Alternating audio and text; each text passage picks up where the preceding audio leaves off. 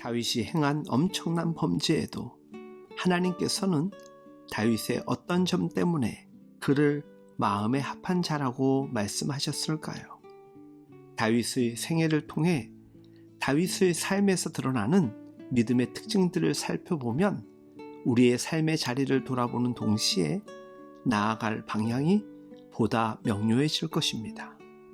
성경 속 다윗은 위대한 업적을 많이 이루었음에도 자기를 높이는 교만의 길을 극복하고 겸손히 자신을 돌아볼 줄 아는 믿음을 가졌습니다.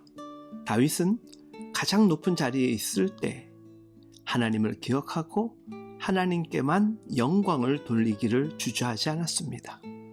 다윗은 언제나 나는 누구이고 내 집은 어떠했는가? 그런데 내가 지금 누리는 이 영광은 어디로부터 온 것인가를 늘 생각하며 겸손하게 엎드려 끊임없이 자신을 성찰하곤 했습니다. 자기 힘으로 성공했다고 착각하고 모든 영광을 자기가 취한다면 이미 패망의 길에 들어서는 것이지만 다윗은 자신과 함께 하신 하나님을 기억하고 겸손했기에 어떤 위기 상황 속에서도 결코 넘어지지 않을 수 있었습니다. 또한 다윗은 10년 깊이 하나님을 사모했습니다. 자신만 화려한 궁궐에서 지내면서 하나님의 언약궤는 초라한 장막 가운데 둔 것을 늘 괴로워했던 사람입니다. 그래서 다윗은 하나님의 성전을 건축하기로 결심합니다. 이는 다윗이 하나님을 깊이 사모했기 때문입니다. 다윗이 바라는 한 가지는 바로 평생 여호와의 집에 사는 것이었습니다. 주 안에서 사랑하는 여러분, 사랑하게 되면 우리에게 드는 마음이 영원히 함께 하기를 원한다는 것이겠지요. 그래서 다윗은 하나님을 간절히 사모하는 마음을 담아 노래했던 것입니다. 그 마음이 담겨진 시편의 수많은 노래가 하나님을 사랑하는 다윗의 마음을 그대로 담고 있는 것입니다. 다윗은 더 나아가 자신의 소원을 거절하시는 하나님의 뜻에 순종하는 믿음이 있었습니다. 하나님께서는 다윗이 그렇게 바라던 성전 건축은 그의 아들을 통해 이루어질 것이라고 말씀하시지요. 보통 사람이라면 위대한 성전 건축이라는 엄청난 업적을 이루기 위해 하나님께 오히려 항변하며 낙심했을지도 모릅니다.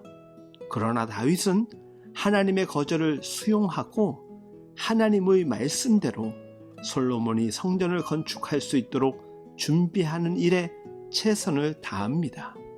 주 안에서 사랑하는 여러분, 믿음의 수준은 나의 소원과 뜻이 하나님으로부터 거절당하고도 하나님의 뜻에 순종해야 할 시점에 판가름 납니다. 이때 순종하는 것이 진정한 순종이요 참된 믿음이 아닐까요?